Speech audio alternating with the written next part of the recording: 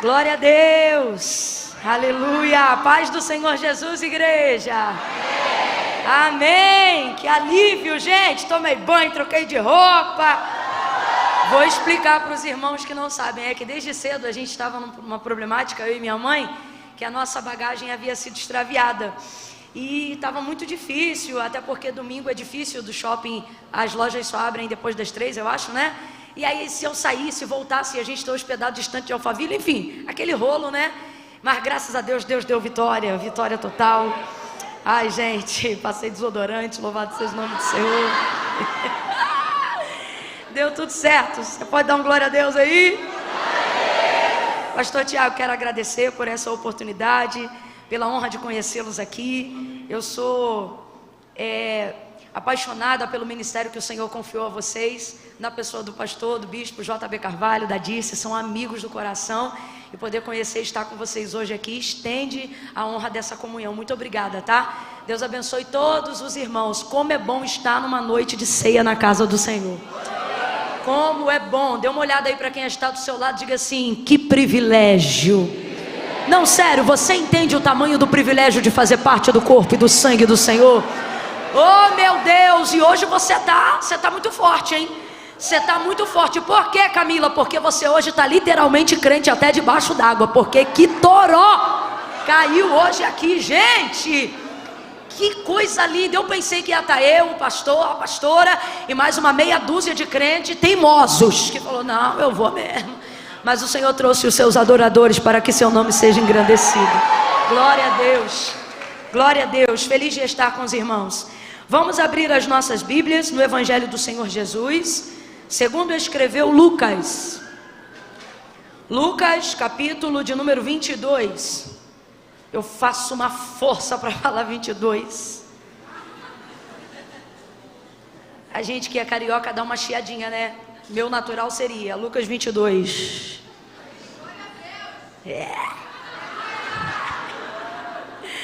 Oh, aleluia! Deus abençoe, irmão César, irmã Tatiane. Deus vivo, gente. Deus prepara tudo. Olha, eu quero agradecer esse casal. Eles tomaram um chá de cadeira, porque a Tati teve uma ideia incrível. Ela viu a minha situação pela rede social, e aí ela separou um vestido novo, lindo, de uma loja que eu amo e que ela ainda não tinha usado. Eu falei, olha, essa oferta aí tá igual a de Davi no campo de Araúna, hein? Sacrificial. Porque é uma marca muito querida e um vestido muito bonito. E olha o que ela pensou, gente. Eu vou chegar 1h30 mais ou menos mais cedo do horário combinado. E eu não sabia, eu estava apagada, né? Porque eu estava sem dormir já quase 2 dias. E daqui a pouco o telefone tocou. Minha mãe, olha, o pessoal chegou. Eu falei, meu Deus, como é que o pessoal chegou, gente? Eu pensei, hoje é o dia que Deus me abate. Vou ir suja, fedorenta, feiosa, né? E não, ela teve essa ideia de chegar mais cedo, ver se essa roupa dava. Só que o que aconteceu? Tati e César trouxeram a bênção. Eles chegaram 30 minutos depois, cravado. Chegou quem? A mãe. Mas olha que eu já tinha experimentado o vestido que Tati graciosamente trouxe para tentar nos favorecer. Porque a igreja é assim, vocês são assim. E aí eu experimentei e falei, poxa mãe, olha o vestido da irmã, eu vou ter que devolver. Aí botei o vestido de novo. Sabe o que eu fiz para quebrantar o coração dela? Mas isso ela só ia ver em casa. Eu peguei a etiqueta da comprovação da minha bagagem, porque eu tinha rasgado a etiqueta de abrir, aquele papel celofane, sabe? E coloquei a etiqueta bem em cima assim da cola, como quem diz assim, era para ter ficado. E coloquei na sacola e mandei para ela. E vim falando sobre isso, brincando no caminho. Quando chegou, agradeci de todo o coração, irmã, muito obrigada, mas olha, não precisou, a mala chegou junto, tá aqui, usa seu vestido. Ela, não, de maneira nenhuma. Eu falei, não. Falei, não, Tati, de maneira nenhuma. Ela, não, é seu. Eu falei, não. E aí quando ela me deu o vestido que eu ganhei, eu falei, Jesus, valeu a pena ter perdido a mala, muito obrigada. Tati, obrigada pelo teu carinho, irmão César. Obrigada por compartilhar testemunhos de fé que edificaram minha vida no caminho, viu? Deus abençoe vocês. Vamos lá, gente, sem mais delongas, porque um momento muito especial ainda, que é do ato da ceia, ainda se segue. Lucas 22, já fiquei à vontade, já soltei o 2. Versículos 27 em diante. Quem achou, diga amém.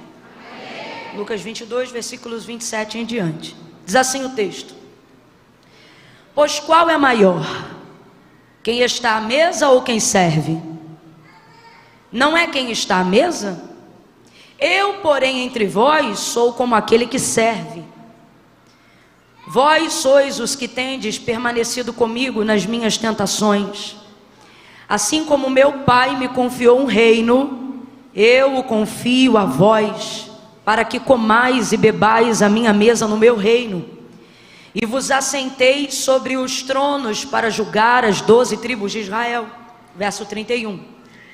Simão, Simão, Satanás vos pediu para vos peneirar como trigo, mas eu roguei ao Pai por ti, para que não desfaleças a tua fé. Então, quando tu te converteres, fortalece os teus irmãos. E respondeu-lhe Pedro, dizendo: Senhor, estou pronto a ir contigo para a prisão e até a morte.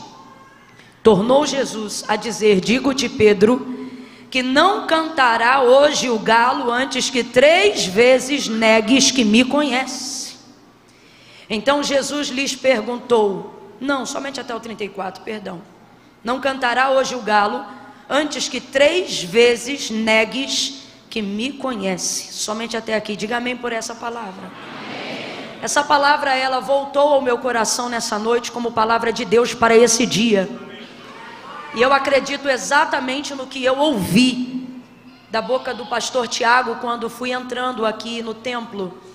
Quando ele dizia, numa atmosfera como essa, eu reproduzi exatamente esta mesma palavra esta semana, numa outra atmosfera como essa. E eu dizia, numa atmosfera como essa, tão profética, palavras se tornam decretos.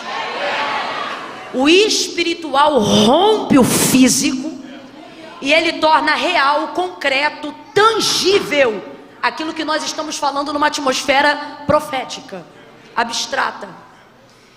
Então, sobre essa palavra, debaixo dessa atmosfera, quando eu entrei aqui, o Espírito Santo, como quem sacasse uma flecha da aljava, acertou meu coração nessa noite.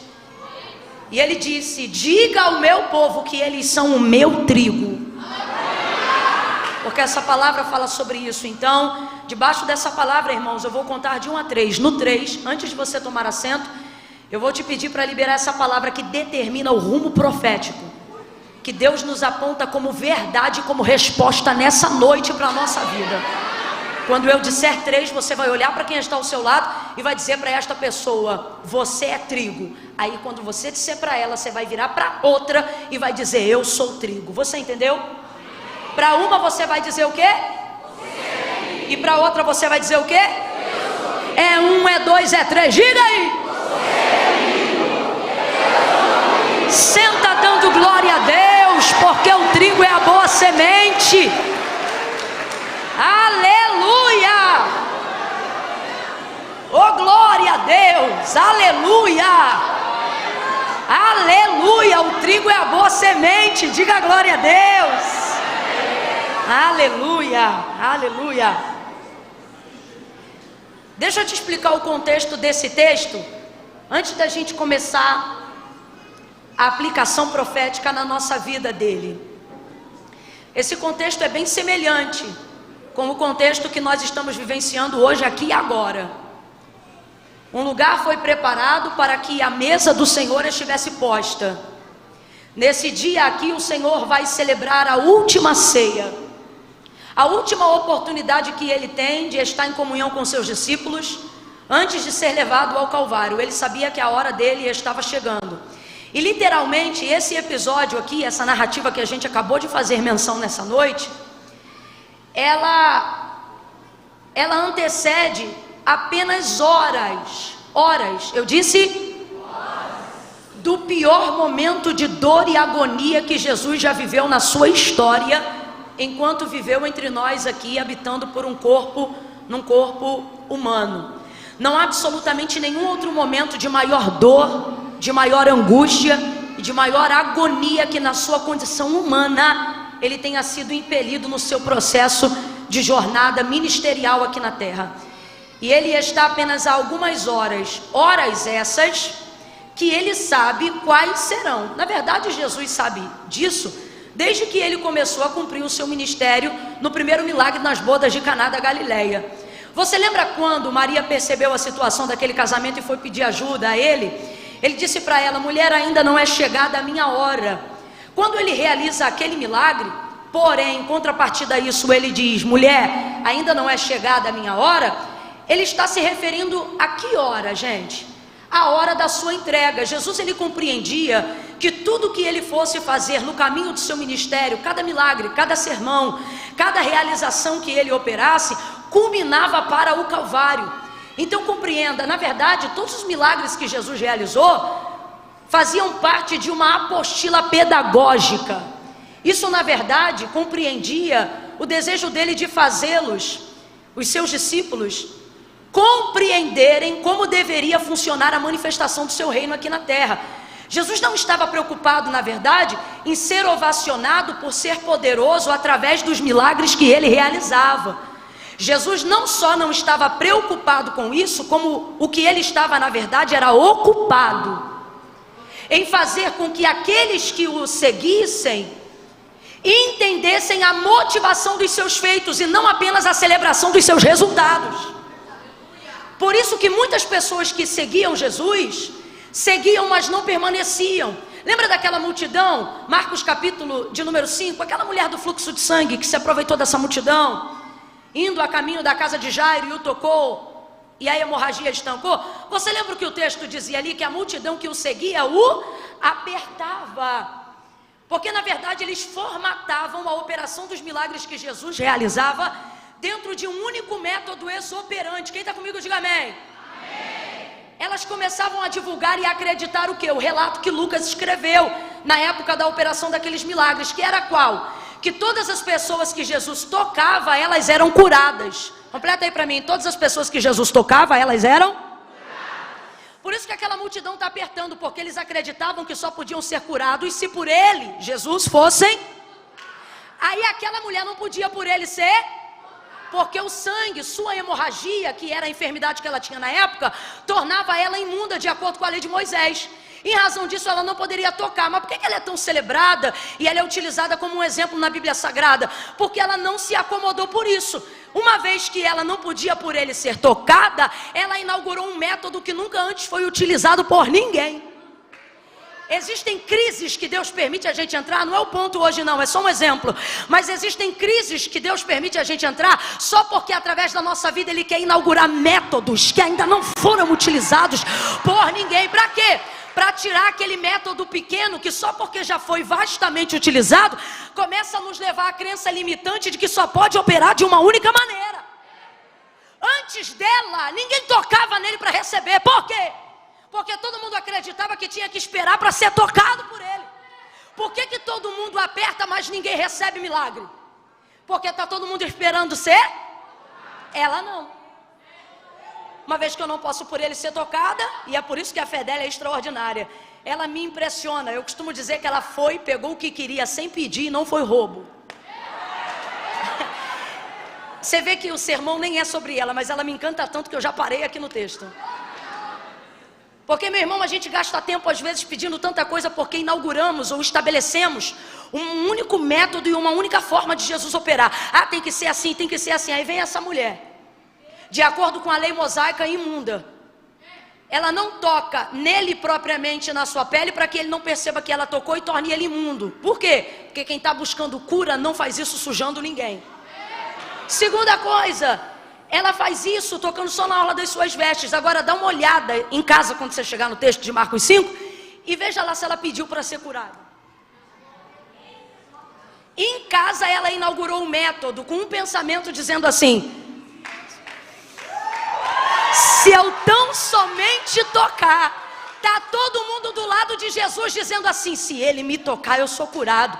Está todo mundo do lado de Jesus dizendo assim: se ele me tocar, eu recebo a minha vitória. Se ele me tocar, a mulher está em casa, não está do lado, mas olha o método: se ele me tocar, não, se tão somente.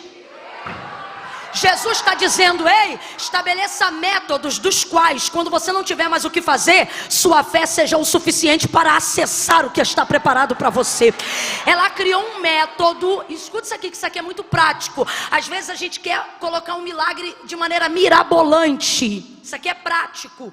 Ela criou um método, um plano. Completa para mim, por favor. Ela criou que não dependia de ninguém para ser operado, a não ser dela. Deus está dizendo: sabe por que tem coisas que você não realiza? Porque você diz: se fulano me ajudar, se o outro entrar, se o outro emprestar, se assim fizer. Deus está dizendo: quer ver milagre? Comece a estabelecer planos que só dependam de uma ação simples sua, e se envolva nesses planos. A gente olha para ela e a gente vê coisas extraordinárias, como uma mulher, por exemplo, que já ia saindo e Jesus trouxe de volta. Nessa hora eu até me indigno e eu digo: Deus, não é brincadeira não. A gente fica aqui tentando utilizar tudo que é método que a gente conhece como aquilo que funciona. De repente essa mulher vai lá, toca na orla das suas vestes, é estancada hemorragia no corpo. O texto diz que ela sentiu na hora que ela foi curada, né? E se Jesus não chama ela vai-se embora. Então vou perguntar de novo: ela pediu para ser curada? Meu irmão, olha a ousadia dessa fé. Foi lá, pegou e já estava indo embora. Nem obrigado ela estava dizendo. Ela pegou. Foi Jesus que disse: alguém me tocou. Jesus agora invadido na glória. Ei, alguém me tocou, né? E era ela disse: fui eu, Senhor. Mas o que eu estou querendo dizer com isso, gente? De maneira muito simples, essa mulher acessou uma oportunidade, criou um método único, exclusivo. Depois dela aí você vai ver um monte de gente. Depois dela aí você vai ver alguns casos a mais dessa mesma maneira. Mas veja, essa mulher, ela compreendeu que se ela tivesse a motivação correta pelo método, para o resultado que ela queria, isso seria o suficiente. Então preste muita atenção. Quando Jesus veio e ele implementa seu reino, e acabou que eu não disse o que eu queria dizer, e o que eu queria dizer de verdade é o seguinte, que quando ela realmente é um personagem que me deixa invejada. O que eu quero dizer é o seguinte, que quando ela acessa isso, ela não só cria um novo método, como ela corrige nas pessoas a motivação e a expectativa pela qual Jesus opera os seus milagres. Quando você compreende isso no reino de Deus, você começa a compreender que a principal vocação da manifestação de Cristo antes do Calvário, que é a sua principal obra quanto homem aqui na terra, ela está totalmente ligada a fazer os seus discípulos e os seus seguidores compreenderem a manifestação do reino de Deus aqui na terra. É como se fosse mais ou menos assim: se você quiser comer uma comida muito gostosa, você vai num restaurante que faz aquele prato como nenhuma outra pessoa faz. Tanto é que você pode ir lá 10 vezes, e se aquele restaurante for especialista naquele prato, você vai lá 10 vezes e vai pedir aquele prato. Só vamos supor que um dia o restaurante fecha, e aí uma vez que o restaurante fechou, poxa, ninguém nunca mais vai fazer aquela comida do jeito que eu comia naquele restaurante, porque era a especialidade daquele chefe, naquele dia da semana, naquele cardápio. Aí acabou para você. Para algumas pessoas a manifestação do reino de Deus cessou quando Jesus foi assunto aos céus. Por quê? Porque eles só andavam atrás dele celebrando os resultados e não compreendendo a motivação da sua operação. Quem não compreende a motivação da operação vê a casa do banquete ser fechada quando o chefe sai da cozinha. Estão compreendendo mais ou menos o que eu estou falando? Agora, quem é João, Pedro, eu e você? Somos aqueles que não só conheceram o chefe, como antes dele partir, pedimos a receita. Por quê? Porque compreendemos o que ele disse. Na condição de Senhor, falou aos seus aprendizes: aquilo que eu fiz, coisas maiores vocês farão. Eu estou sentindo uma graça de Deus tão grande. Quem trouxe Bíblia, levanta ela aí agora. Levanta com autoridade. Isso. Ai, Camila, eu não tenho Bíblia de papel. Você podia ter uma, vou deixar a dica. Levanta a tua Bíblia aí. aí e comece a dizer: tá tudo bem, eu tenho a receita. Olha para quem está do teu lado e diga: a minha cozinha continua aberta. Tempero da graça, tempero da unção, tempero do poder, tempero da libertação. O reino de Deus se manifesta aonde eu entro, aonde eu falo, aonde eu canto, aonde eu prego, aonde eu profetizo, aonde eu intercedo, aonde eu oro. Porque eu não só conheci o chefe, eu compreendi suas motivações, eu ando com a receita. Aleluia! Esses 2 anos vão virar 4, os 4 vão virar 8, os 8 vão virar 16, e todos os anos se seguirão até que a igreja seja arrebatada. Por quê? Porque o chefe está à destra de Deus, mas a receita está com os discípulos que compreenderam a manifestação do seu reino. Sabe o que é isso? Não é uma mesa de banquete qualquer, é o único corpo místico de Cristo, reconhecido e legitimado para manifestar o que Jesus operou quando por esta terra passava. Olha para quem está do teu lado e diga com carinho: me respeita, eu tenho a receita. Você está entendendo? Alguém aqui está compreendendo? Tanto é que depois de um tempo, fortalecendo a mentalidade dos seus discípulos, para que eles não celebrassem apenas os resultados, mas para que compreendessem a sua motivação. Quando você tem a motivação assertiva, você tem motivação continuativa. Ela não passa independente dos resultados que você já viveu. Você continua trabalhando para viver novos resultados. Por quê? Porque quem trabalha pelo resultado é escravo, quem trabalha pela motivação é senhor. Você vai, continua vivendo, você continua seguindo. Vocês estão compreendendo o que Deus está falando conosco? Glória a Deus, esqueci. Vocês são da igreja do bispo JB? É isso. Aleluia. Aleluia. Então Jesus, na celebração da última ceia, vai garantir, abre aspas para o que eu estou falando aqui, tá? Se eles estão compreendendo a receita. Porque desde o primeiro chamamento, quando a primeira cúpula ministerial de Cristo foi composta, Jesus ele tem esse cuidado de dizer: olha, não cuideis de andar ansiosos por coisa alguma. Ele percebia, porque Jesus não chamou os catedráticos, pelo menos não para compor a sua cúpula ministerial daquela época.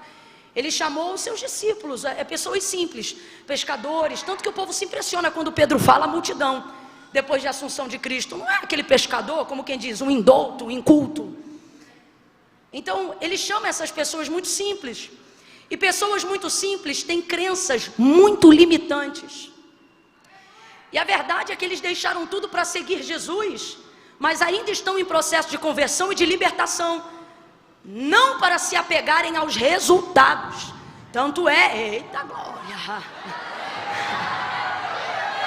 Esse é aquele momento que você diz assim: ainda bem que eu estou na igreja se Jesus voltar. Não é? Então veja, ele chamou e eles deixaram o que eles tinham. Tanto é que no chamamento de Pedro, primeiro apóstolo da igreja primitiva, ele seguiu Jesus depois de ter pego a maior multidão de peixes da sua vida, seu maior cardume. Largou tudo e seguiu, para compreender que não era o resultado, era a motivação. Então eram pessoas simples, e pessoas simples às vezes dentro de um contexto acabam tendo muitas crenças limitantes, e os discípulos não eram diferentes. Então Jesus quebrava essa limitação. Olha isso, eles estão andando com o Filho de Deus. Eles estão vendo cegos serem curados de manhã, e antes do entardecer eles já estão pensando na janta. Aquela preocupação, lembra da multiplicação, Mateus 14? Dos pães e dos peixes? Daquele menino que trouxe 5 pães, 2 peixinhos, Jesus deu graças, começou a repartir, multiplicou para aquela multidão. Qual foi o pensamento dos discípulos depois do sermão pregado naquele deserto, naquela tarde? Senhor, manda eles embora. Rapaz, Jesus está pregando, irmão. Se a gente ouvir alguém que a gente gosta, ou alguém que nem gosta, mas que está pregando a palavra, já cativa a gente. Imagina você ver o verbo vivo pregando, pastor, pelo amor de Deus, gente. Ai, nesse culto ia ter que me catar a capar. Olha isso. Então, veja, Jesus está pregando O povo está tomado, mas aquela multidão, Jesus disse que tinha compaixão. Por quê? Não o seguiam apenas por o que ele falava, mas sua principal motivação era o quê? Se ia ter comida. E os discípulos sabiam disso. Por quê? Porque pensavam como eles. Tem gente que só tem capacidade de julgar a gente pelos erros que a gente comete, porque no fundo eles cometem os mesmos erros. E aí os discípulos, Senhor, manda embora, manda esse povo embora. E o Senhor disse, não, ninguém vai embora, manda o povo sentar. Imagina você desesperado com uma multidão, você só tem 5 pães para dividir para 12, 2 peixes. E aí Jesus diz, manda ninguém embora, faz círculo de 50 em 50 e 100 e manda todo mundo sentar. Que desespero. Porque o pensamento deles ainda estava nessa necessidade. Estamos seguindo aquele que supre necessidade. Estamos seguindo aquilo que supre necessidade. Ele supre necessidade, mas ainda assim, muito limitante. Eu vou te provar que a crença dos discípulos ainda era limitante, mesmo diante das realizações de Jesus. Porque isso não tem a ver com ter, tem a ver com se tornar. Quando Jesus te dá coisas, Ele não te dá coisas para você dizer, eu tenho. Ele te dá coisas para que você se torne. Você vai entender. Se você tem coisas, e estas coisas não te tornaram uma pessoa melhor, não foi Jesus que te deu. Tudo que Jesus te dá e te acrescenta, te torna uma pessoa melhor. E aí, olha isso. A prova de que a crença limitante deles era tamanha, que um dos discípulos vai chegar para ele na hora que veio os 5 pães e 2 peixes e diz assim para ele, Senhor, mas o que é isso para tanta gente? Ele fica com vergonha de oferecer aquilo. Um rapaz deixou aqui 5 pães e 2 peixes, mas o que é isso para tanta gente? Oh, nem que tivéssemos, quem está me ouvindo diga amém, 200 denários de dinheiro. A crença, quando é muito limitante, nem no campo da imaginação, pastor Tiago, a pessoa consegue chegar a um resultado positivo, de tão limitada que ela é. Se liga nisso aqui, ó. Ele está falando de um campo de imaginação, ó. Baseado na quantidade de pessoas que tem aqui, 5 mil homens, sem contar mulheres e crianças, a conta que deveria ser feita era do que precisaria para abastecer, mesmo não tendo. Para abastecer isso aqui, só se tivéssemos. Se você não está tão limitado, você faz pelo menos uma conta, mesmo que você não tenha condições de pagar aquilo. Isso parece gente que deve, porque não tem dinheiro nem para metade, não pensa nem como vai pagar, e é por isso que nunca paga. Porque quando você estuda o cálculo e trabalha numa imaginação acessível, você começa a quebrar crenças limitantes na sua cabeça. Vai ouvindo aí. Eu sei que essa linguagem está meio de coach, mas você vai compreendendo. Eu estou falando é de fé mesmo, tá? Nada contra não, eu só estou falando porque senão já tem irmão que eu estou vendo está torcendo o beijo meio assim. Você vigia, tá, irmão? Que Deus use os irmãos. E olha o que ele vai falar. Nem que tivéssemos, irmão, se você já vai falar no campo da imaginação. Vocês estão compreendendo? Se o Senhor, se você já vai falar num campo de imaginação, por que não falar uma imaginação? Ou seja, até sonhando o cara sonha ruim. Até imaginando, a irmã imagina o pior. Minha filha, meu irmão, cola com um pobre, sem crença limitante. Para quê? Para aprender a sonhar. Porque eu estou para ver gente que vive escassez, mas tem capacidade de imaginação. Igual o povo que passa escassez. Normalmente eu vou falar bem rasgado. Quem passa escassez do lado de fora nem sempre passa escassez na imaginação. Quantas vezes eu já vi na minha família em dias de extrema pobreza e a gente começa com aquelas conversas fiadas. Rapaz, se tu ganhasse tanto, o que tu faria? A gente entra na imaginação com tanta força, Sara, a gente entra na imaginação com tanta força, minha pastora, que a gente começa rindo, brincando assim. Eu comprava isso, eu comprava aquilo, e tu ia dar o quê pro fulano? Pro fulano eu ia dar 1 milhão, e pro outro eu ia dar 500 mil. Mas tu vai dar pro fulano? Rapaz, daqui a pouco a gente tá brigando por um negócio que a gente fica. Então eu não estou falando sobre não ter recursos do lado de fora, eu estou falando sobre não ter capacidade de imaginação do lado de dentro. E aí Jesus vai fazer o que, pastor? Vai encher a mentalidade deles de imaginação, mas não é com senso lúdico. O que eu estou falando? Eu não estou falando de fantasia, eu não estou falando de utopia. Eu estou falando que Jesus começa a compartilhar com eles uma fé baseada na palavra, que gera ponte para acessar as coisas que não existem ainda, mas que são chamadas à existência a partir do pensamento de quem as acessa pela palavra. Ora a fé é o firme fundamento, ora a fé é o firme fundamento, ora a fé é o firme fundamento. Bata nesse chão aí, veja se ele está firme, por favor. Faça, está firme, está firme. O Senhor está dizendo, está firme hoje. Se amanhã passar uma britadeira, arrebenta com esse chão em menos de 24 horas. Agora, se tu confia de ficar em pé nesse chão, que hoje é e amanhã pode não ser, olha o que o Senhor está dizendo. A fé não é piso, é fundamento, é algo que não pode ser removido. Ela é o firme fundamento das coisas que não se veem, mas ela vive na capacidade de quem pode imaginar, acessar, sonhar, projetar. Aí Jesus vai dizer a seus discípulos: eu não quero vocês ansiosos, pensando no que vamos comer, no que vamos beber. Olha o que Jesus está dizendo. Poxa vida, eu estou querendo levar para vocês, estou querendo conduzir vocês a uma área que a carnalidade, que a necessidade não deveria nem ser uma questão. E você que está aí pensando assim, ainda bem que eu já quebrei todas as minhas crenças limitantes. As crenças limitantes que mais nos impedem de progredir, sobretudo de fazer progredir o reino de Deus em nós, são na verdade aquelas que a gente pensa que estamos livres. Que você pensa assim, não, ninguém me ensinou não, isso aqui é pensamento meu mesmo. O pensamento mais forte que vive em você é aquele paulatino, ou seja, o que foi colocado em você sem você nem perceber. Ele está em você como uma cultura, como um estilo de vida, e você não percebe. E era o caso deles. E aí olha o que Jesus vai dizer: olhem para os lírios do campo. Nem Salomão em toda a sua glória se vestiu como um deles. O que Jesus está dizendo? A erva de manhã ela é, e à tarde ela já não é mais. Porém todos os dias Deus a veste. O que ele está dizendo? Ele não faz deixar de ter broto, de ter ramo e de florescer todos os dias. Aí ele diz: nem Salomão em toda a sua glória se vestiu como um deles. Olhem para as aves do céu, não batem ponto. Eu estou parafraseando para você entender na nossa linguagem. Não batem ponto de vínculo trabalhista. Mas veja, elas são livres.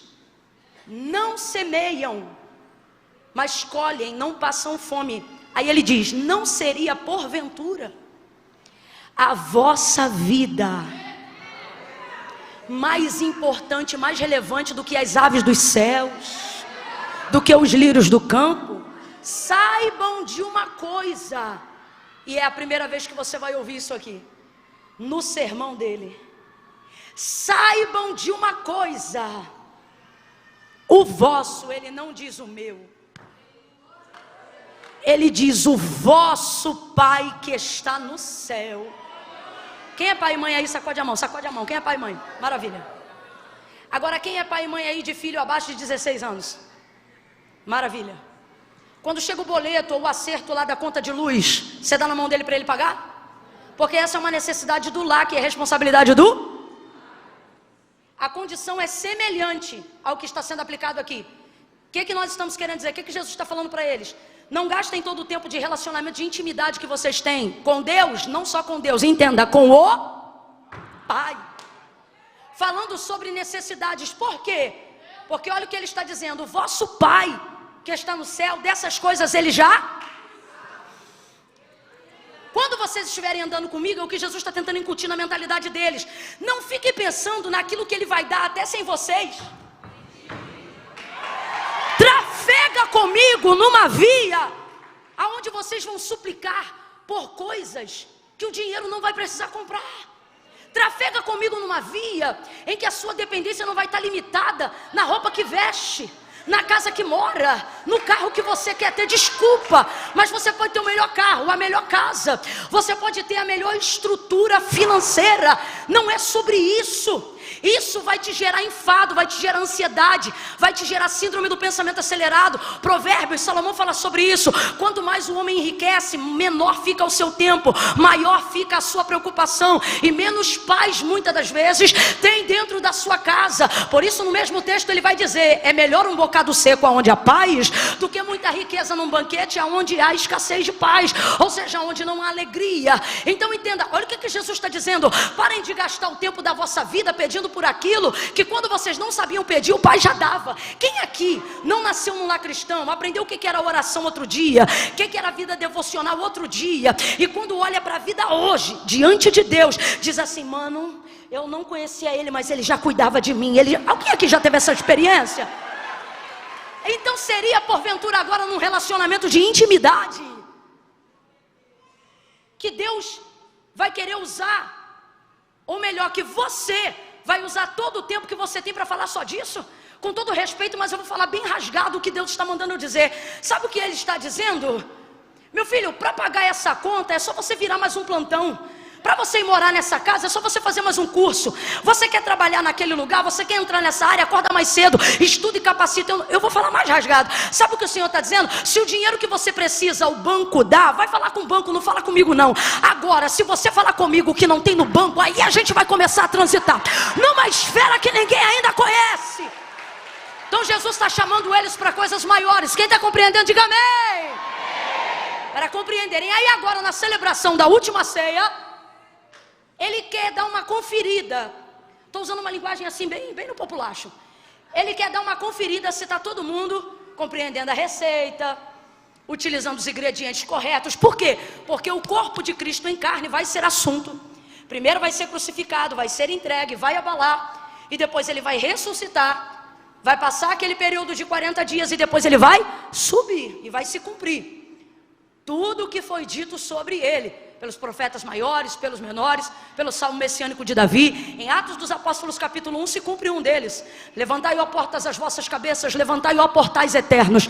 Há anjos que começam a fazer a comitiva angelical do Jesus em carne, que começa a subir por entre as nuvens, diante dos olhos dos discípulos que estão presentes.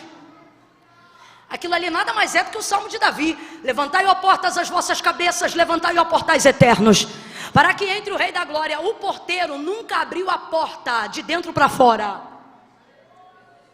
Então ele diz: quem é este o Rei da Glória? É assim o salmo, quem lembra? Aí os anjos, a comitiva vai adiante: levantai, ó portas, as vossas cabeças, levantai, ó moradas eternas, para que entre o Rei da Glória. O porteiro pergunta: quem é este o Rei da Glória? É poético, mas é o que está acontecendo em Atos 1. Quem é este o Rei da Glória? O Senhor poderoso na batalha, o Senhor poderoso dos exércitos. Vamos traduzir para Atos 1: aquele que venceu o pecado e a morte, ou seja, aquele que venceu o que diziam que era invencível. Eles sobem, abre, um anjo fica: varões galileus, que é que estás olhando para as alturas? Porventura não sabeis que o mesmo Cristo que viste subir agora entre as nuvens, diante dos seus olhos, de igual forma por entre as nuvens voltará, e todo olho verá?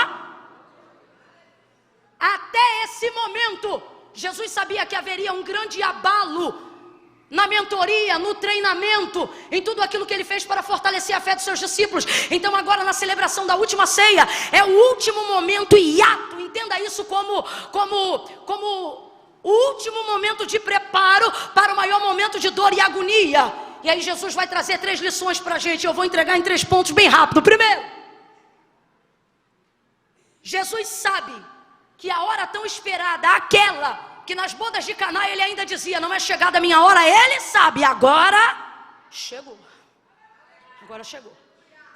Ele não vai passar esse tempo sem ficar com os seus, sem falar com os seus, sem abençoar os seus. E agora, pasme, num ato solene como o que nós estamos a realizar daqui a alguns minutos nesta noite, na celebração da ceia, cálice, sangue, pão, corpo, memória do Senhor, ele vai fazer pactos com a igreja.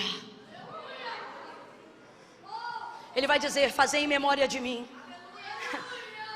Ele vai preparar um suco da vida numa adega especial no céu, e ele diz assim: porque até aquele dia não beberei novamente, até que vocês estejam ao redor da minha mesa. Que incrível! Pense nesse ato de ceia. Pense agora na ceia que hoje nós viemos adorar em espírito, os discípulos estão vendo o homenageado ser também o celebrante da cerimônia. Pense num culto onde Jesus celebra a ceia, é o pregador e ainda é o cantor. Porque foi o que aconteceu nesse dia aqui. O texto diz que logo depois deles terminarem de cear, olha o momento, gente. Se uma ceia entre nós já é extraordinária, imagina uma ceia com Cristo na cabeceira, ou no meio entre eles, imagine. Quando termina de cear, se liga na cena, eu quero que você imagine, com literalidade, mas imagine.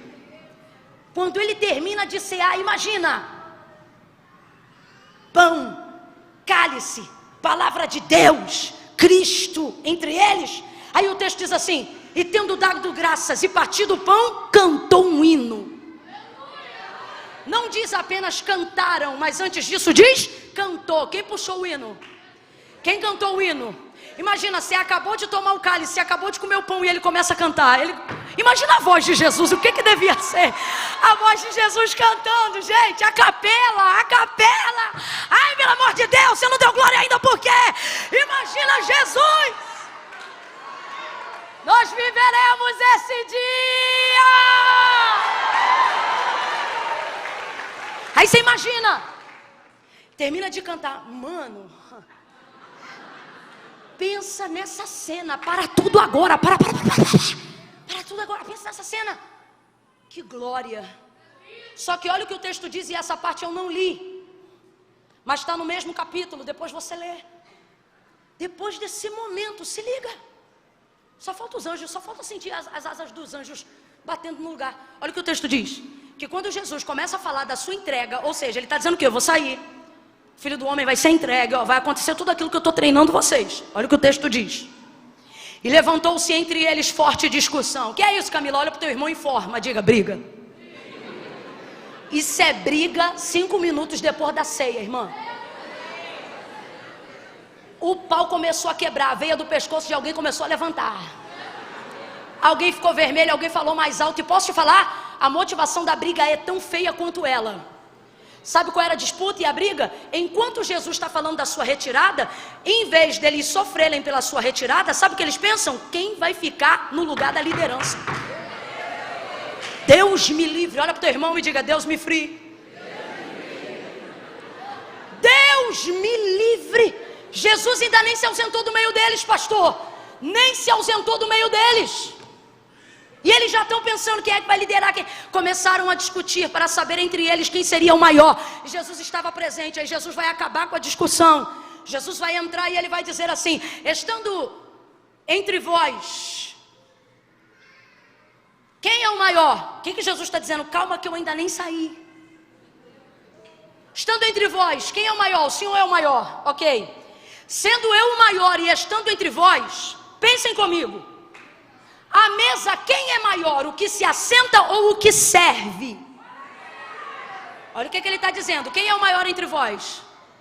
O maior sou eu, Jesus. Ok. Uma vez que vocês concordam que eu, Jesus, sou o maior entre vós, agora pensem comigo. Estando à mesa, tem aquele que se assenta e é servido, e tem o que está ao lado de pé servindo. Quem é maior? O que se assenta ou o que serve? Não, eu não estou falando para vocês falarem o que Jesus falou. Estou falando qual é o protocolo. Então você vai num restaurante, você manda o garçom sentar e é você que serve ele? Então vamos lá, Jesus está explicando para eles. Estando entre vós eu sou o maior, mas pensem comigo.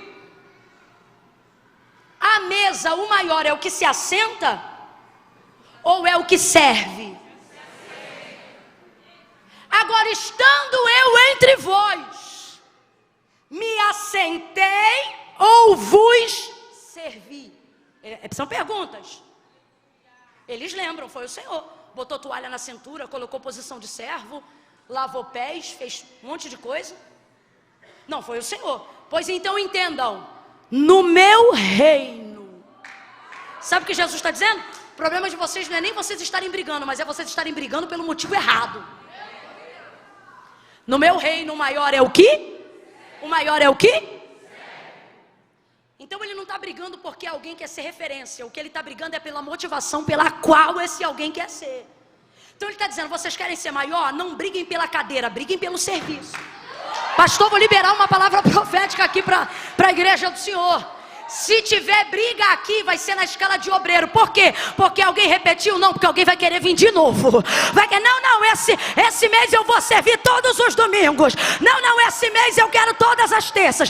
Eu quero declarar que vai ter irmão levantando a voz no estacionamento, dizendo, não, entre e assiste o culto. Aí ele diz, não, entra você. Hoje quem vai cuidar dos carros sou eu. Você recebe isto. Porque Jesus está dizendo, querem brigar? Briguem por isto.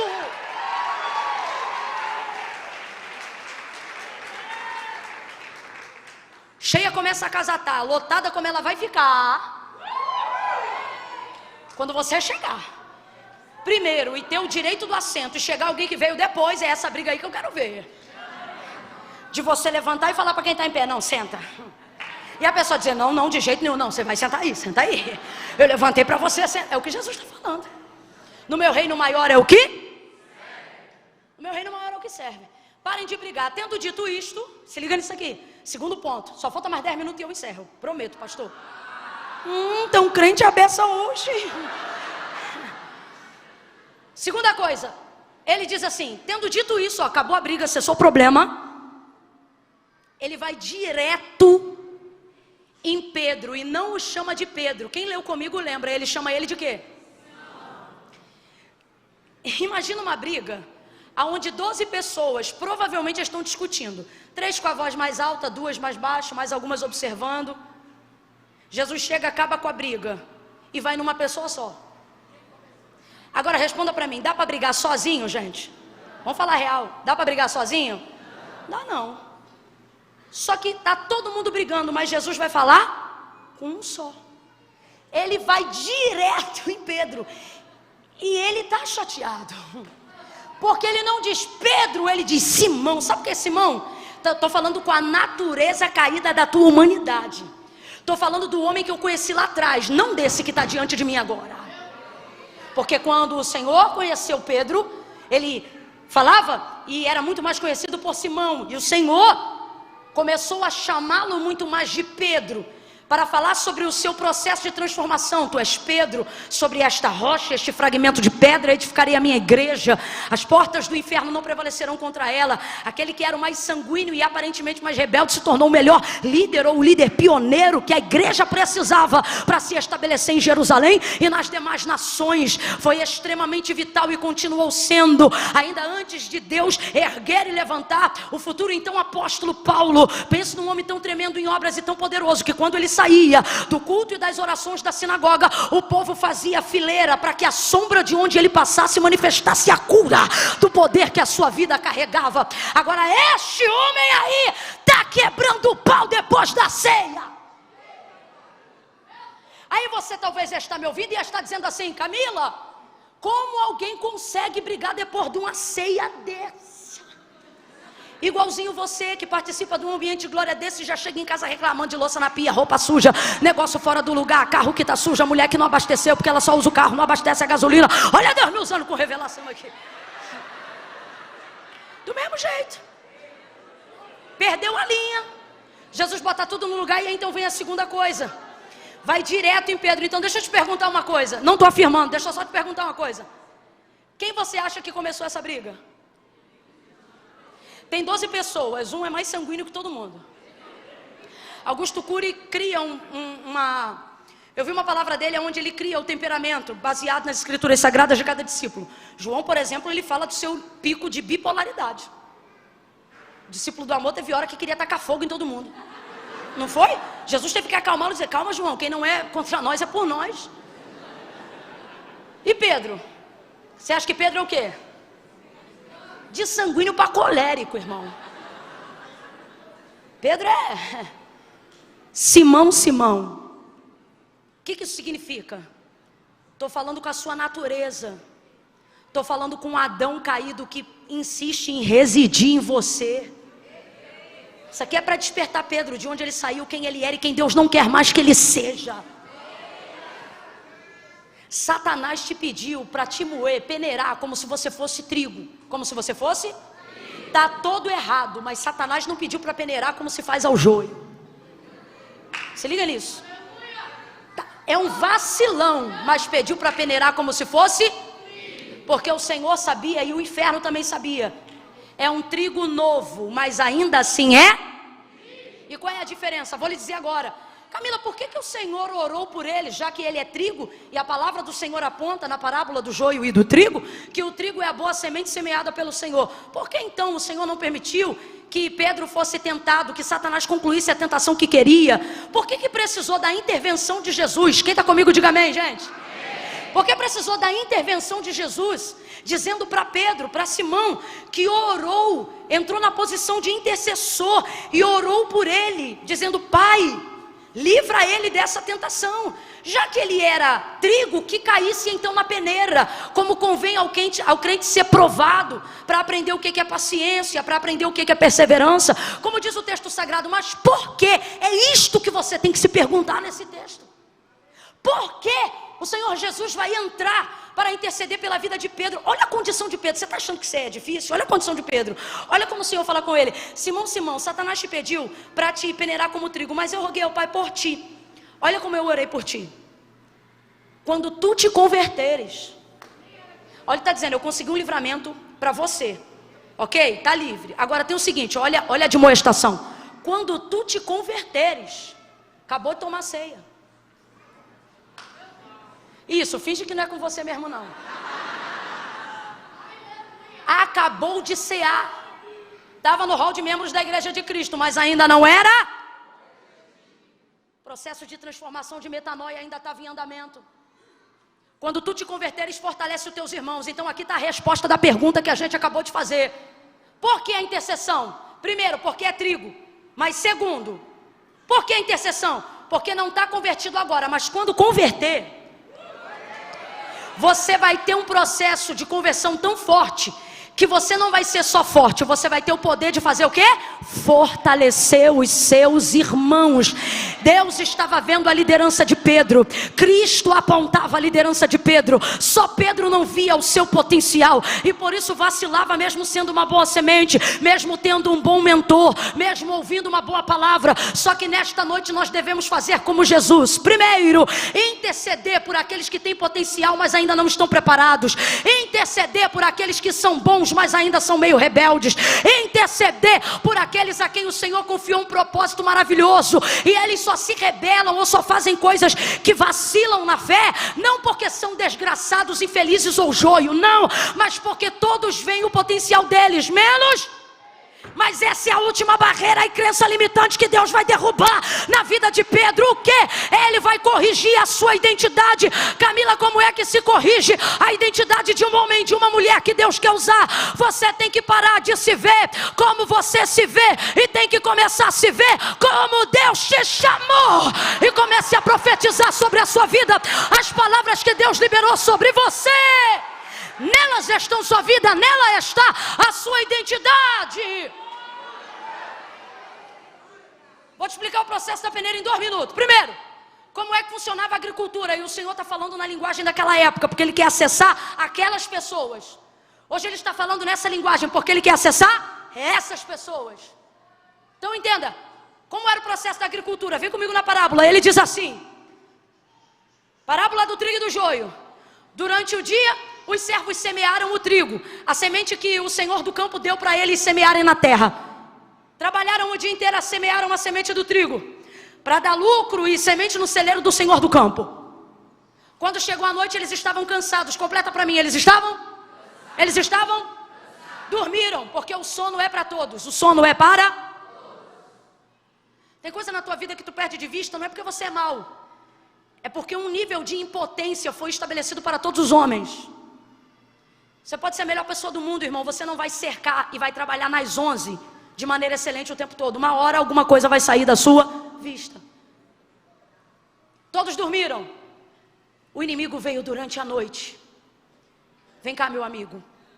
A pessoa quer dizer inimigo, né? Faz um som aí daquele inimigo vindo sorrateiro.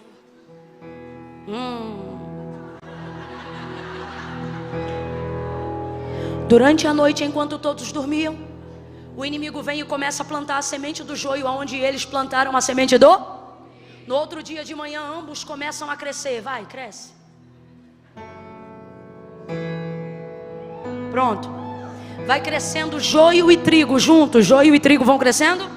Joio e trigo vão crescendo. Eles ficam desesperados e vão à porta bater do Senhor. Senhor, que semente foi que o Senhor nos deu?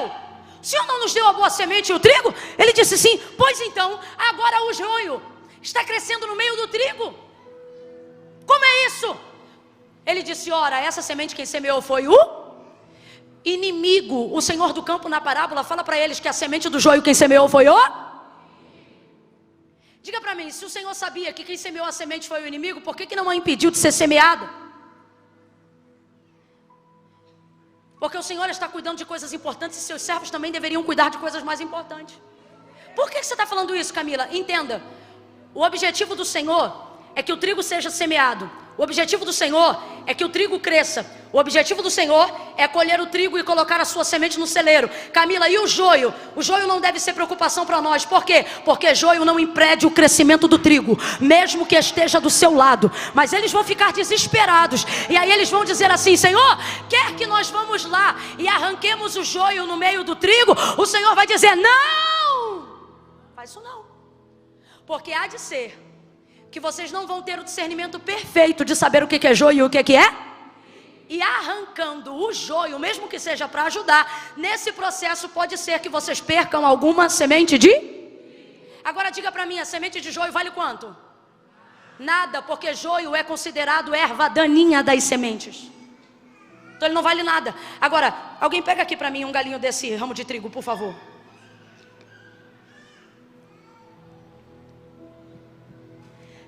Uma espiga de milho, não vou gastar tempo aqui contando, mas 2, 4, 6, 8, 10, 12, eu só sei fazer essa conta até 12. 13, 14, 15, 16, 17, 18, 19, 20, 20. Já passei de 20, presta atenção. Sabe quantas sementes são necessárias para num ramo de trigo? Quem está comigo ainda abre o olho, diga amém. Sabe quantas sementes de trigo são necessárias para nascer um ramo de trigo que carrega uma espiga? Qual é o nome disso aqui? Qual é o nome disso aqui? Numa espiga, quando ela dá pouca, ou seja, quando ela dá uma espiga só, ela dá no mínimo 30 gominhos desses aqui que vocês estão vendo. No mínimo, você viu que eu parei na metade e já tinha 22. Então presta atenção. Uma semente devolve 30 sementes de trigo. Isso acontece se ela devolver o mínimo. Porque tem ramo de trigo que num ramo nasce uma espiga, 2 espigas, 3 espigas, 30, 60 e até por... Então olha a preocupação do Senhor da terra. Olha a preocupação do Senhor da terra. O baterista pode ir subindo também. Olha a preocupação do Senhor da terra. Se vocês arrancarem, vamos supor, 1000 feixes de joio, mas perderem um ramo de trigo, eu perdi muito por nada. Camila, então o que a gente faz? O trigo não deve ser sua ocupação, perdão, o joio não deve ser sua ocupação e menos ainda sua preocupação. Deus está dizendo hoje aqui a trigos, a servos, e como o Senhor Ele está dizendo, por que você acha que tem que fazer tudo e organizar tudo do seu jeito, achando que você é o último profeta da última verdade pregada? Porque eu vou revelar, porque eu vou mostrar, porque isso, porque aquilo, causa mais escândalo, muitas vezes mais confusão. Camila, cuidado, você está falando de um jeito que parece até que a gente tolera o pecado. Não, a gente não tolera o pecado. O que a gente não pode deixar é o que o joio está fazendo contra o campo, fazer nos perder as únicas sementes que importam para o Senhor. Camila, eu ainda não não entendi. Então você vai entender agora. Deus está dizendo: pare de ocupar-se com o joio, ou melhor, pare de preocupar-se com a vida do joio e comece a ocupar o seu tempo com o trigo. Ao invés de passar o dia inteiro olhando na internet para ver quem pecou, quem estava no bloquinho, quem estava na marcha e agora veio aqui tomar ceia, o Senhor está dizendo: o joio não vai te levar a lugar nenhum. Quer ocupação? Vai visitar os hospitais, vai visitar os presídios, vai procurar gente que vai gerar resultado na obra de Deus. Com todo respeito, mas vamos aqui, olha para alguém aí e diga: Deus não quer. Não, prega comigo, tu não vai me deixar com essa batata quente sozinha não. Diga com firmeza, diga: Deus não quer. Você preocupado com o joio, diga: Ele te chamou para se ocupar com o trigo. Vai salvar as almas que o Senhor preparou, vai cuidar daquilo que Deus botou na tua mão, vai fazer aquilo que Deus te chamou para fazer. É o que Ele está falando com Pedro. É isso que Ele está falando com Pedro. O contexto na verdade é esse. Agora você vai entender melhor o que eu estou dizendo. Então quer dizer, para só um minuto aqui, um parêntese. Só um parênteses. Quem semeou o trigo, quem deu o trigo para ser semeado foi o Senhor. Então o trigo pertence ao... E os servos do campo trabalham para quem? Por isso que Ele disse não e é não. Porque você pode até cuidar do que Deus te deu, você só não pode tomar posse do que é de Deus. Quando Deus diz não é, não importa o quão zeloso você seja. Agora, veja bem. Se o servo é do Senhor e ele deve trabalhar para o Senhor, complete aí, ele deve trabalhar para o Senhor. O próprio Senhor disse que o joio quem semeou foi quem? Então quer dizer que eu, servo do Senhor, vou pegar o tempo do meu trabalho para o Senhor e vou colher o que o cão plantou? Desculpa, mas eu vou falar. Desculpa nada. Não quer desculpar, não desculpa, vou falar. Servo do Senhor não trabalha para colher o que Satanás plantou. Você não é funcionário do cão, vou falar bem rasgado. Você não é funcionário da fofoca, você não é funcionário do leve trás, você não é funcionário do que o inimigo tentou semear no campo do Senhor. Agora, principal motivo, e eu encerro aqui. Principal motivo, por quê? O Senhor queria que o trigo e o joio crescessem juntos. Primeiro, porque se o joio não afeta o crescimento do trigo, deixa crescer. Olha aqui para mim. Não afeta, entendeu? Quem deixa de estar, quem fez, quem deixa de fazer, olha para quem está do teu lado e diga: não afeta o crescimento. Igreja brasileira, quem tem ouvidos ouça, nós vamos crescer. O ano de 2023 nós vamos crescer. O ano de 2024 nós vamos crescer. Alguém está entendendo o que eu estou falando aqui? Não importa o que o inimigo esteja tentando semear no campo do cristianismo, no Brasil e na América Latina, assim diz o Senhor, nós vamos crescer, porque o joio não vai afetar o crescimento da igreja, da semente, do trigo que o Senhor semeou. Olha para os dois aí e diga: nós vamos crescer, nós vamos crescer, nós vamos crescer, nós vamos crescer. Vai ser o ano que a igreja mais vai crescer e se fortalecer. Nós vamos crescer. Eu falo isso não é para te animar não. Eu acredito nisso com toda a verdade da minha alma. Nem estava ali no meu tópico, isso nem estava na minha cabeça, Deus me deu agora. Vou lhe falar. Imagine a parábola que Jesus está contando. Imagina a parábola que Jesus está contando. Quando os servos viram o joio nascer no meio do trigo, eles acordaram e tomaram um susto. Eles acordaram e tomaram um? Na parábola, eles acordaram e tomaram um? O inimigo semeou durante a noite enquanto os servos Porque a gente não pode controlar tudo, mas o Senhor sabia que o inimigo estava entrando e estava semeando. Agora vem para os servos, que somos nós. Depois que você levanta e toma um susto, você dorme de novo? Quem está no espiritual já entendeu. Sabe o que o Senhor está dizendo? Esse susto não foi para bater a perna de vocês uma na outra, não. Foi para vocês dobrarem o pelotão da vigilância. No campo onde estamos semeando, se inimigo entrar, vai ter que entrar de foice. Vai ter que entrar, porque nós estamos armados. Oh! Deixa eu fechar em Pedro. Senão os exegetas vão me excomungar nessa noite.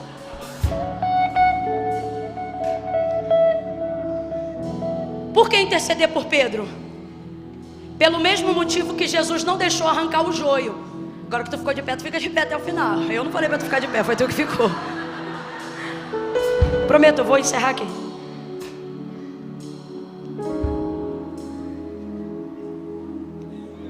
Não quero que vocês arranquem. E agora você vai entender isso, e quem é agricultor sabe do que eu estou falando. Por que não quero que arranque? Ele vai dizer, porque há de ser que tentando arrancar o joio, com ele vocês também vão acabar tirando o... Por que isso vai acontecer? Porque ambos estão na fase de... E trigo é trigo e joio é joio. Mas na fase de crescimento, ou seja, quando o trigo ainda é novo, eles são aparentemente... Ouve. Mas eu roguei ao Pai por ti, Pedro, para que não desfaleças a tua fé. Quando Satanás pediu para peneirar, isso aqui Jesus está usando uma linguagem que é o que nós estamos pregando aqui. Te pediu para peneirar como? Trigo. Agora vamos lá. Se trigo é trigo, trigo tem que ser peneirado, sim ou não? Vai para a agricultura daquela época. Colhia o trigo no dia da ceifa, que foi o que o Senhor mandou eles fazerem na parábola. Deixa crescer juntos. No dia da ceifa, corta e leva todo mundo para ser peneirado. O joio, vocês vão ver logo que ele não é trigo, porque ele é leve, ele tem crescimento, mas não tem resistência, não tem força, não tem fruto, não tem semente. Inclusive, é interessante que o trigo é plantado de manhã, o joio é plantado de noite, mas o texto diz que eles crescem. Como é que pode crescer junto se o outro foi plantado primeiro? Porque quem cresce vazio, cresce rapidão. É mais ou menos o joio, escuta isso. Deixa crescer junto. No dia, o trigo, por causa do peso da semente, ele enverga. A espiga pesa no galho. Quanto mais você tem, mais você? Isso. O joio não tem fruto. Ele continua levinho lá no vento, assim, fazendo onda. Por isso que você não tem que ocupar teu tempo em arrancar joio. Joio, até o vento leva ele. Aí corta tudo. O joio queima no fogo. E o trigo tem que ser peneirado.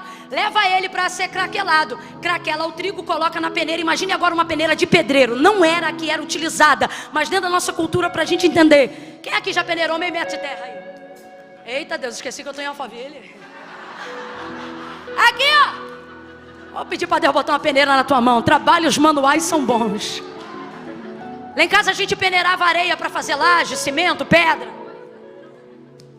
Quem não tem muito costume de peneira, sofre um pouquinho e fica assim. Só que tem uns abusados também que arrebenta. Pega um bom ajudante, um bom servente, ou abusado.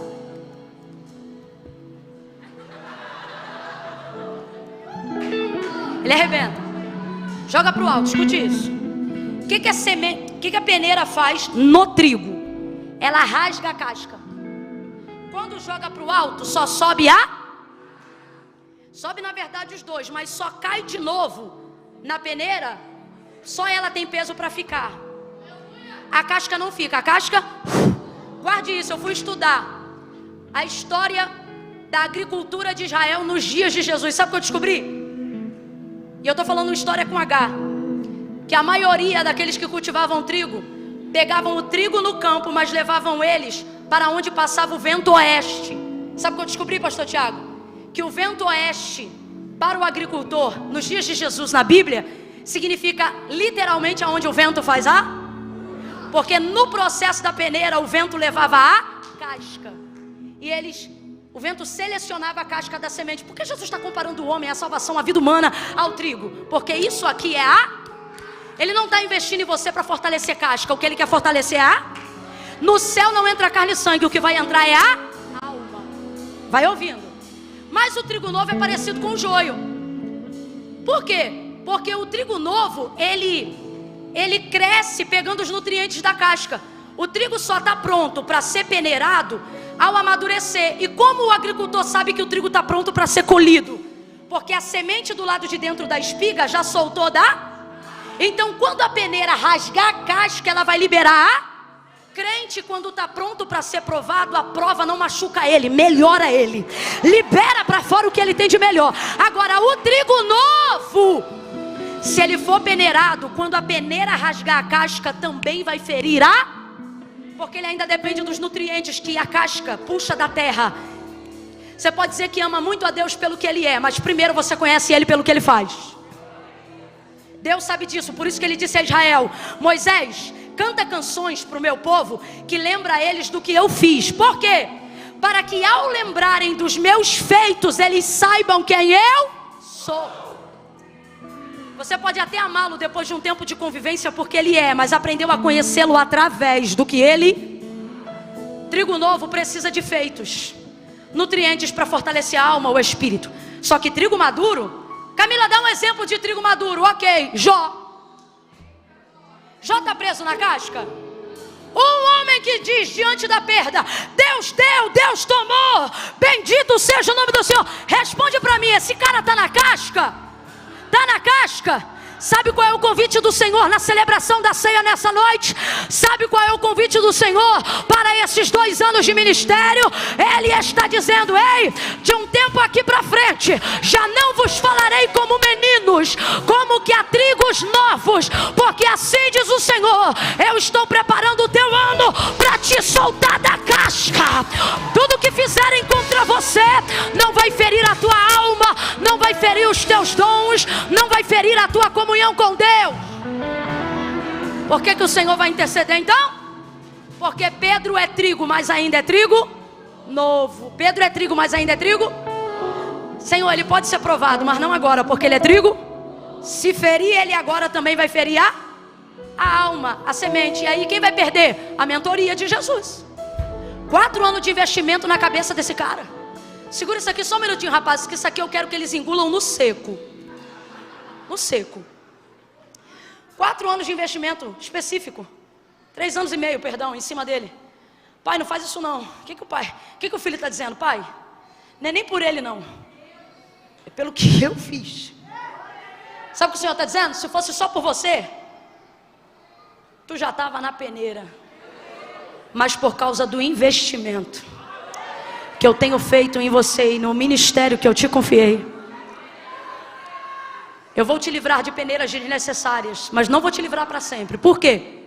Porque trigo novo não pode ir para a peneira, mas o maduro anseia a hora. Isso aponta para a salvação. Quando a casca sair, aquilo pelo qual ele realmente investiu será liberado para entrar no celeiro. Novo. Pedro deu muito trabalho. Quer ver? Jesus acabou de dizer: Satanás te pediu. O que ele está dizendo? Pedro, você não está pronto. Olha como é que ele responde: estou pronto.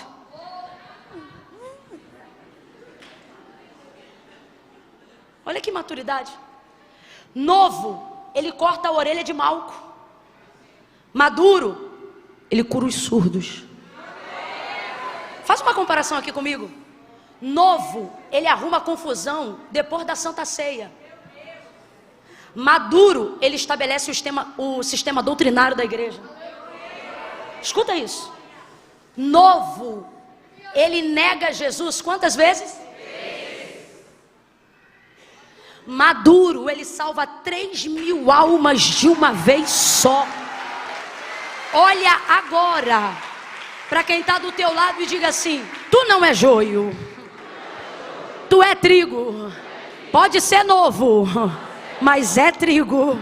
Olha aqui para mim, teu filho pode estar com a nota vermelha e você você diz, não é possível, Deus falou que ia ser doutor, mas aqui nota vermelha de joio, joio, joio, o Senhor está dizendo, não, é trigo novo, trigo novo, trigo novo, trigo novo, trigo novo, é trigo novo, esse marido é trigo novo, esses processos da vida são trigos novos. Deus está dizendo, não abra mão disso agora, não abra mão desse casamento agora, não abra mão do chamado que Deus te confiou agora. Deus está mandando dizer isso aqui, não abra mão de ti mesmo agora. Deus está dizendo para mim, você não é joio. Enquanto eu estou pregando aqui, tem alguém dizendo, fulano é joio, ciclano é joio. O Senhor está dizendo, pega a tua listinha de julgamentos, porque hoje aqui não tem joio, é tudo trigo novo, trigo novo, trigo novo, trigo novo. Eu estou preparando. Camila, e o que eu faço? Interceda. Das duas uma, ou você é o intercessor do trigo novo, ou você é o trigo novo. Eu vou contar de 1 a 3 aqui agora. No 3, só vai levantar a mão. Quem está me ouvindo, diga amém. Amém. Trigo novo, presta atenção, não são todos. Se César levantar a mão, eu taco a Bíblia nele aqui. Isso aí me contou cada história, isso não tem nem mais casca. Camila, eu não entendi muito bem esse negócio de casca não, vou te falar. É quando alguém diz assim, ó, menina, tu viu? Fulano falou mal de tu. Trigo novo? Ai, que tristeza, cara, eu não fiz nada com ele. Trigo maduro, manda um beijo. Que Deus abençoe. Por quê? Tá solto da casca, tá solto. Não importa o que dizem, o que pensam, o que acham. É isso que eu tô falando. Mas tem trigo novo aqui. Gente que tá com a identidade de si mesmo deturpada, pensando assim, Camila, porque eu me afastei, eu só posso ser joio, eu não consigo ser crente. Alguém aqui nessa noite falou isso por esses dias, disse, eu não consigo ser crente. Sabe por que tu não consegue? Sabe por que tu fica... A pessoa que está aqui, que falou isso, ela falou isso porque ela disse assim, não dá, eu fico com um pé lá e outro cá, porque eu não consigo ser crente. Não, tu não entendeu, campeão, o que tu não consegue é ser ímpio. Porque se tu conseguisse, tu não estava aqui no culto de domingo à noite. Tu fica lá e cá por causa da guerra do teu chamado. É que nem você que está aqui que diz assim, não, eu venho porque eu gosto, mas eu sou desviado. Desviado domingo, no dia da ceia.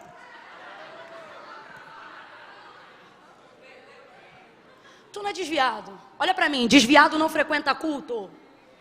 Que raio de desviado é você? Que até crente, daqui a pouco, vai começar aqui, ó. Aqui, ó. E o desviado tá assim, eita, que Deus está falando comigo hoje. Que raio de desviado é você? Tu não é desviado. Tu é afastado. Sabe por que você está aqui? Porque tem saudade. Tem também o que veio e ele diz assim, não, eu vim, mas eu não sou crente não. Sabe como é que eu sei que tu é crente? Tu conhece o nome de um monte de santo, mas quando a coisa aperta, tu chama o nome de um só. Vou contar de 1 a 3. E diante de Deus, gente, não vou fazer apelo. Pastor, bota aqui que eu não quero destruir o cenário da igreja. Vou contar de 1 a 3. No 3, quem está afastado, distante, e quer tomar uma decisão hoje, antes da celebração da ceia, para poder colocar esse ato memorial como assim, ó, último dia. O último dia, o dia que eu entreguei minha vida para Cristo foi num dia de ceia. Porque a partir daquele dia, o próximo cálice quem ia tomar ia ser eu. Hoje, presta atenção, estou falando coisa madura. Ai, Camila, é que eu não estou sentindo, não estou falando de sentimento não. Você é trigo novo, deixa eu te dar uma palavra madura. Salvação não é sentimento, é decisão. Aí eu não estou sentindo, não. Crê que Jesus é o único mediador entre Deus e os homens? Camila, eu creio. Crê que em breve ele voltará? Camila, eu creio. Crê que ele foi enviado ao mundo para redimir o homem e dar-lhe redenção no perdão dos seus pecados? Camila, também creio. Crê em algum outro Senhor que faça isso? Não, só nele. Então tu é crente. Aí a pergunta é, por que não é salvo? Porque ser crente não faz de você salvo. E por que não? Porque não foi a igreja que inventou isso. Olha para mim, foi Jesus que disse: aquele que me confessar diante dos homens, eu também o confessarei diante do meu Pai que está no céu. Porém, aquele que se envergonhar de mim, a maioria das pessoas que amam o Senhor de coração, não fazem com ele uma aliança, não porque não o amam, mas porque sentem vergonha. Imagem deturpada da identidade. Não posso, depois que eu casar eu vou. Ele não está te pedindo casamento, está pedindo tua decisão. Não, Camila, mas eu tenho aí um monte de coisa para resolver. Eu tenho um tico-tico no fubá. Vem você, levanta a mão, tico-tico, fubá. Porque Jesus não disse para ninguém se arruma e vem. Sabe o que ele disse? Vinde a mim. Todos vós que estáis, estado temporário, vai passar. Mas por que eu vou do jeito que eu estou? Quem conhece meu testemunho sabe, gente, eu não vim bonitinho igual hoje não. Bermudinha do Tasmania, camisete do Piu Piu, barriga de fora, sentada no último banco do culto de domingo, porque eu dizia, hoje tem evento especial no baile, quando o culto acabar eu quero ser a primeira a sair. Era assim a minha vida, sábado no baile, domingo na igreja. Só que eu aprendi, eu queria entregar a vida para Jesus, mas eu não conseguia. Eu sentia Deus, eu chorava, Deus falava comigo. Tem um povo na igreja que tu acha que é joio por causa da roupa que usa. Tu acha que é joio porque ele não fica firme. É trigo novo, irmão. Deus fala com eles. Eu sei disso porque Deus falava comigo. Eu chorava, mano, era uma dor. Eu queria Deus, mas no sábado era uma luta, meu irmão. Aí eu dizia, Senhor, eu não vou conseguir, eu não consigo. Aí olha o que eu disse para Deus. Falei, tá bom, então eu vou no teu nome, porque eu não me garanto, eu não sabia que o nome dele era tão poderoso. Aí eu aprendi depois que eu conheci Jesus, que foi ele mesmo que disse assim, ora, sem mim? Então quem criou na tua mente, eu estou explicando isso aqui porque Deus está mandando. Quem criou na tua mente a ideia de, eu tenho que ficar santo primeiro, para vir depois, só bloqueou a tua entrega. Porque foi Jesus que disse, sem mim, e é nada mesmo, irmão. Sem mim você planeja, mas não realiza. Sem mim você deseja, mas não consegue executar. Porque essa obra, seja vício, seja erro, seja conserto, só com ele que a gente consegue fazer. Amém ou não amém? Não vou protelar mais, vou contar agora de 1 a 3. No 3, se você está afastado, se você está distante. Ai, Camila, mas é que eu queria sentir um arrepio. Quer sentir arrepio, tira a roupa no frio, irmão. Salvação não é atitude emocional, é decisão de fé. Eu estou emocionada aqui, ou eu estou falando com você normal? Aqui, ó, na unção do Espírito, mas consciente, não estou... Não, eu fico. Mas no momento não, porque isso aqui é você e Deus. Agora tem uma coisa. Depois que entregou o caminho para Ele, confia. E tudo Ele... Não importa o que você fez até hoje, importa a oportunidade que você tem de fazer algo acontecer na tua vida agora. Não vou pedir para vir aqui. Só vai levantar a mão no 3. Camila, sinto de receber essa oração, mas eu já sou crente, então não levanta a mão que eu não estou te chamando. Agora, assim como eu um dia, não só levantei a mão, como no meu caso eu fui no altar, porque a igreja permitia isso. Mas hoje Deus está sendo tão gentil com a gente. Está afastado, desviou, está de ter conserto, reconciliação. Camila, não precisa falar mais nada, eu sei que sou eu. Chega. No 3, ó, levanta a mão e fica com a mão estendida. Camila, eu tenho vergonha. Fecha os olhos, irmão. Porque a vergonha é passageira, mas a salvação é eterna. Pastor Tiago, vem para cá, meu pastor, que eu vou pedir o senhor para me ajudar agora. Nós só vamos aplaudir no final, depois da oração do pastor Tiago, tá? E vamos hoje fazer o que fez Jesus. Irmão, eu estou tão feliz de ter ceia hoje aqui. Maior memorial da igreja. Maior. E não foi à toa essa palavra. Tem trigo, tem mesa. Oh, tem Jesus aqui. O Jesus que transformou Pedro não vai descartar você porque você é trigo novo. Ele vai interceder por você para que seu processo de transformação te leve ao amadurecimento. Eu conto 1. Comunidade das Nações em Alphaville, espírito de intercessão e súplica agora por todos os Pedros, trigos novos que ainda precisam se converter. Comece a orar agora, vamos. 2. Os rapazes podem ir fazendo um espontâneo. 2,5. Camila, sou eu. Esse conserto, essa reconciliação, a confissão hoje, sou eu, é comigo. É você? 2,5, prepara. 3, levanta a tua mão e mantém ela estendida para eu saber que você está aqui. Camila, sou eu, é comigo, isso. Fica com a mão estendida lá no alto. Eu não vou te chamar não, eu estou te vendo. Camila, sou eu estou voltando, eu estou fazendo minha aliança com Deus hoje. É você? Então mantenha a mão estendida.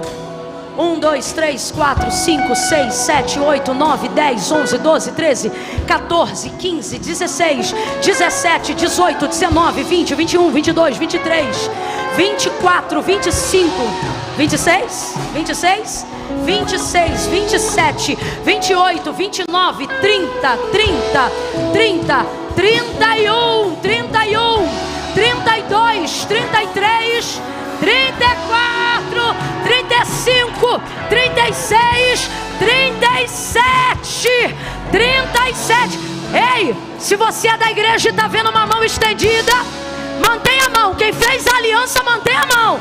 Seja corajoso, mantenha a mão. Está vendo a mão estendida?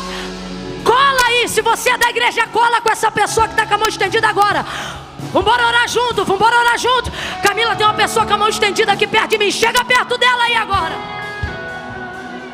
Quando alguém te abraçar, aí você pode abaixar a mão. Enquanto não te abraçar, não abaixa não. Ó, estou precisando de gente lá atrás, obreiros. Lá atrás, ó, lá atrás. Estou precisando de gente lá, ó. Cola aqui também, eu preciso de uma irmã aqui, ó. Aqui, ó, isso. Cola com quem tá. Isso. Isso. Oh, meu Deus. Aquele senhor lá, ó. Tem alguém aí? Tem alguém aí com ele? Você que tá com o neném no colo, tem alguém do teu lado aí? Tem? Então vamos embora lá, gente, vamos embora lá. Bora, sai do lugar de vocês são da igreja. Vai lá e vai colando na galera. Ninguém sozinho agora. Trigo maduro com trigo novo. Trigo maduro com trigo novo. Intercessor, intercedendo agora por trigo novo. Porque o Senhor vai levantar homens corajosos como Pedro. Mulheres vocacionadas como Maria. Orianda levanta na canta, levanta na baixo. Eminarabaia, xericada raçuia. Que unção é essa? Um ciclo novo está sendo aberto nesta noite.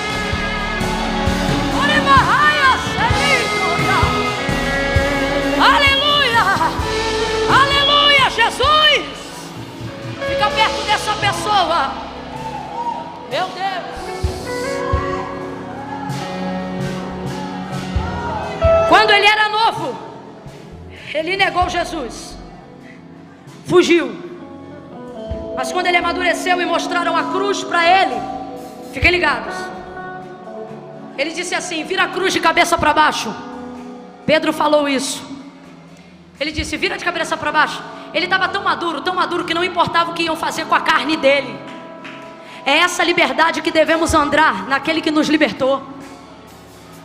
Não é a liberdade de quem está preocupado se vai ter nova onda de Covid.